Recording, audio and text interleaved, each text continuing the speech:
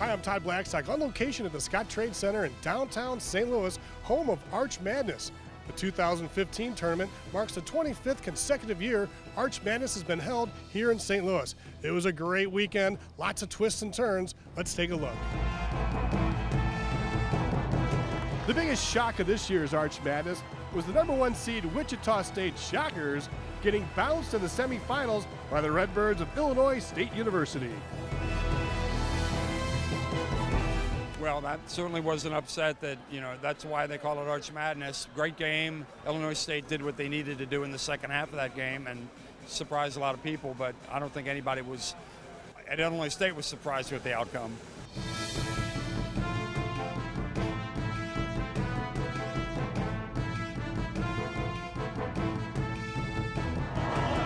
Loyola was feeling pretty good coming in as bruising forward from St. Louis Christian Thomas, who was recently named the Missouri Valley Conference Player of the Week after the season's finale.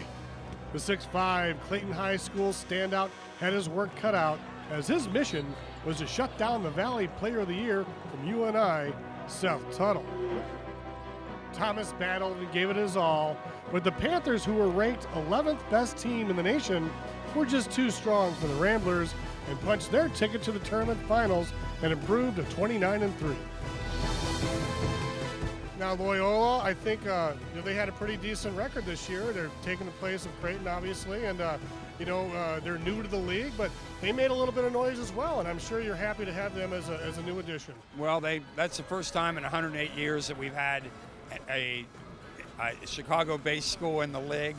And they've made two great steps. Last year they won a game in the tournament, coming into our league, tougher schedule. This year they make it to the semifinal round, end up 19-12. So I think the future bodes well for Porter Moser and Loyola in our league. With Christian Thomas getting to come home and play in St. Louis this week, I know it was very special for him, disappointing that they lost, but how cool is it for him and for all the kids that come to St. Louis, because the city welcomes these outside schools with open arms. Oh, last year they had the second biggest student contingent here. This year they had a really good crowd from Loyola, so I think they're a great ad. It gives all of our schools an opportunity to play in Chicago once a year, and I think that's going to help our recruiting in the long run.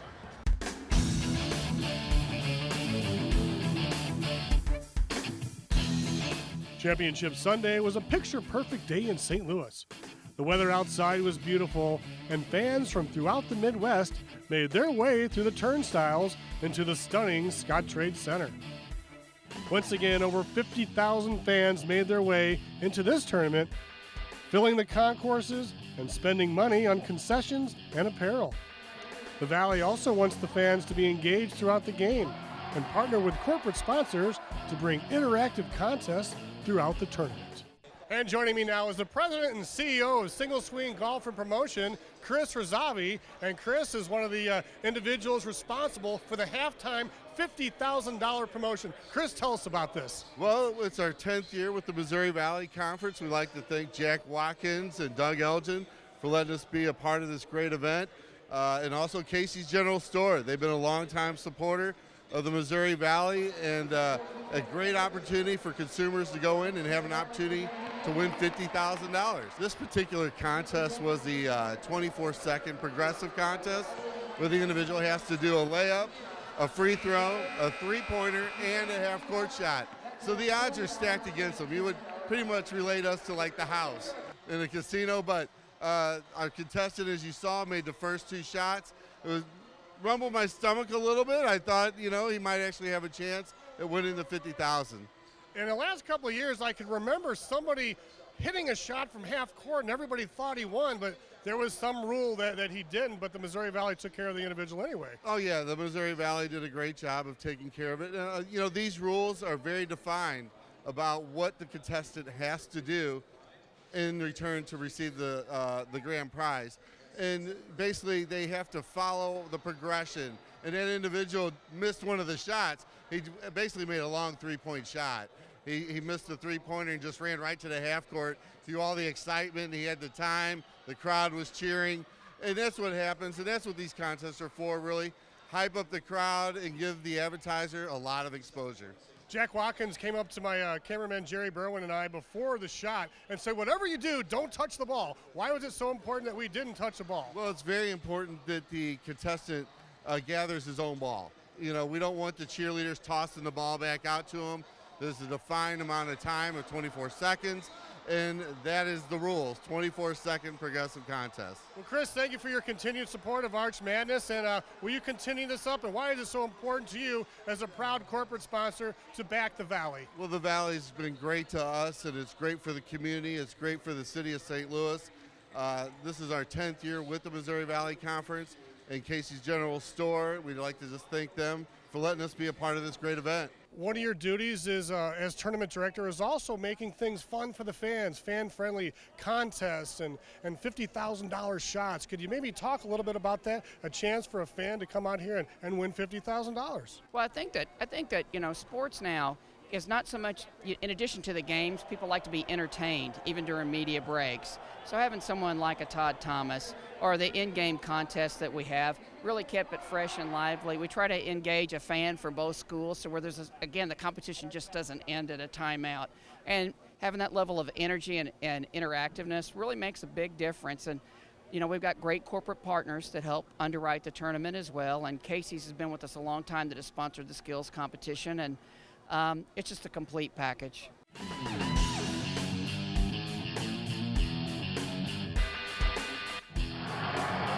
The Redbird mascot was pumped up behind a raucous crowd, and the Panther from Northern Iowa led the team onto the court for the championship game. Could the red-hot Redbirds pull out another miracle and defeat teams ranked in the top 11 nationally on consecutive days?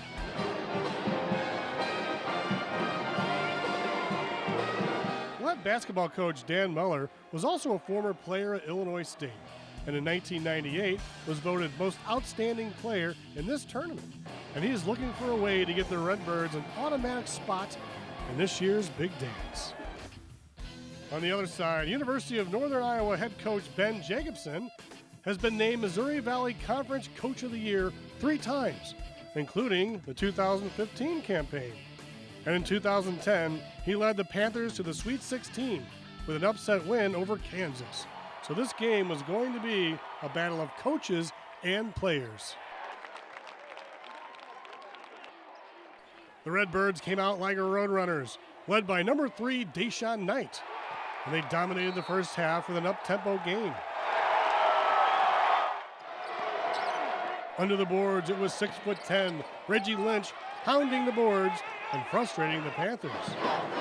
The Redbirds kept the pressure up, and UNI looked flat and off their game.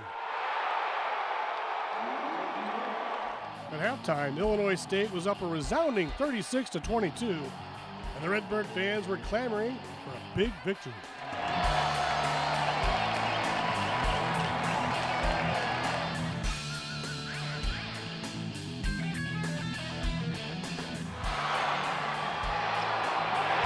In the second half, Northern Iowa forgot about the score, and within minutes were back in the game, down by 6, led by MVC Player of the Year, Seth Tuttle. Tuttle, number 10, led the league in field goal percentage, making 63% of his shots. He was also tied for third in scoring and rebounds.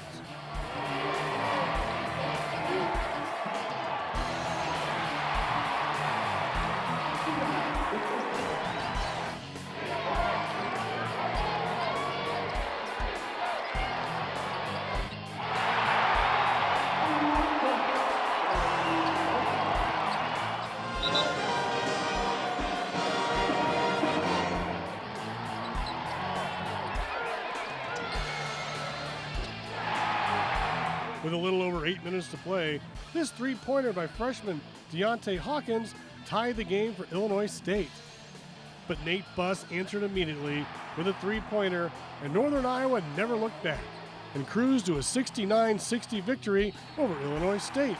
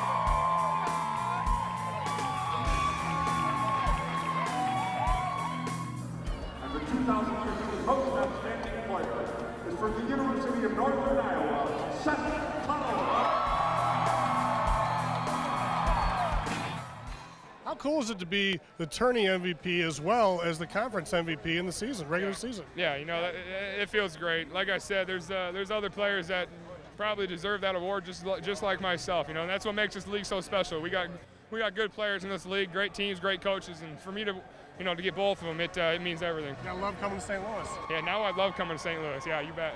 You know, in the second half, you guys did come back. You cut the gap immediately, and then Illinois State came back on a run, and you guys really put it home down the stretch. Was it just intestinal fortitude or conditioning, or what really put you over the hump in the end? Yeah, you know, I think it's, you know, after we got back in the game, you know, that really comes down to mental toughness, and you know, I was proud of the way that our guys fought. And I was proud of the way our guys, you know, can continue to keep attacking the second half, even after they got on that run. Because, you know, if a team gets on a run like that, you know, you start after you make a big run and they come back and answer, and you know, you never know where it could go. So for us to be able to, you know, answer and just keep doing what we were doing, it was great. And we're with Marvin Singleton of the 2015 Arch Madness Missouri Valley Championship team. And you know, Marvin, tell us about the experience here in St. Louis. You've got your net hanging on your hat, your little piece of the net right there, and you know, just describe your experience here in St. Louis.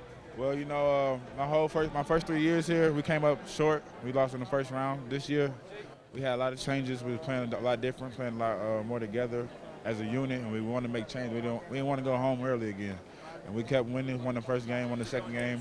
And then today we got down early, but we stayed together. We didn't give up.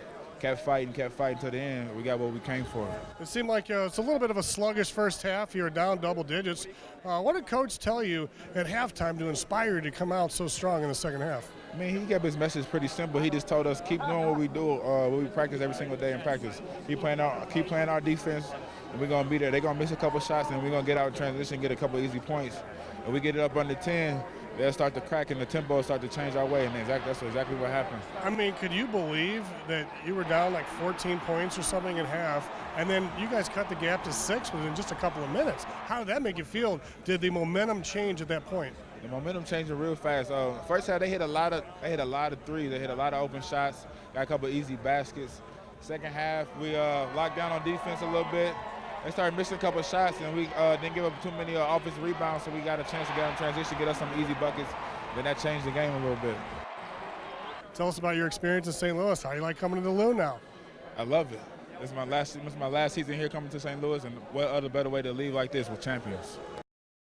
You know, the Redbirds certainly did a great job. They came out smoking in the championship game, and they were up as much as 14, 16, 18 points. And going into halftime, it kind of looked like there could be another upset brewing. Do you find yourself thinking that if Illinois State wins this game, the Valley has a chance of possibly getting 3 teams in the big dance? Oh, I think if Illinois State had won, we'd have definitely gotten 3. We'll get 2 now. Illinois State will probably go to the NIT. And I think all will represent the league well. Northern Iowa and Wichita State both have an opportunity to go deep into the tournament, and you know, as we've seen in recent years, Valley teams have done exceedingly well in the NCAA tournament. We're with Jack Watkins, the tournament director for the Valley, and Jack, congratulations once again. What a finely tuned conference. What a great tournament you put on, and congratulations to yourself. And what do you attribute all your success to? Well, we have great people at the Missouri Valley Conference office, Todd, and we also have great volunteers. We have about 70 volunteers take vacation time that come in to St. Louis and help us. It's, you know, 25 years of Arch Madness is a testament to not only our staff, our student athletes, and our coaches, but our people that really come in and volunteer on their time that make it so turnkey. It really is. It's more like a big family reunion than it is a basketball tournament. It just happened to have a sporting event with it. It seems like a round-the-clock job, Jack. I mean, beginning with the awards ceremonies, the banquets over at, you know, Union Station, and all. Then you have the games, and throughout the week. I mean, how many hours a day do you put into this?